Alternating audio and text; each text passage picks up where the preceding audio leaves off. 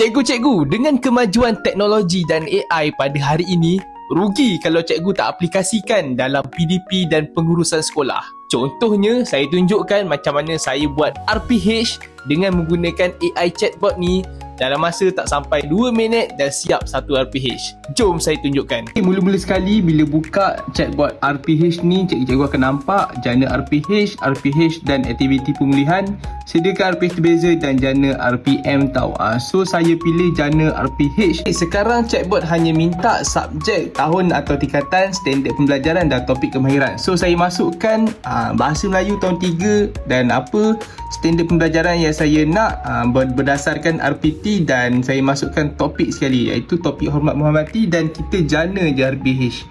Okay, sekarang tak sampai 2 minit pun chatbot ni dah bagi kita satu RPH yang lengkap, siap dengan objektif pembelajaran, aktiviti yang menarik. Kalau kita tengok dekat sini banyak aktiviti inovasi PDP. Contohnya kad misteri ni kan, dia bagi memang lengkap lah. Kita boleh tengok dekat sini, siap dia bagi sekali dengan apa aktiviti PAK 21 yang kita nak. Dan bawah sekali kita tengok ada cadangan inovasi PDP dekat sini. Memang sangat-sangat menarik chatbot ni tau. Dia bagi lengkap RPH tanpa kita perlu berfikir terlalu lama. RPH yang diberikan siap dengan aktiviti yang menarik menurut PAK 21 dan ada inovasi PDP yang menarik tau. Selain AI chatbot RPH, terdapat banyak lagi chatbot yang cikgu-cikgu boleh gunakan seperti dalam gambar ni.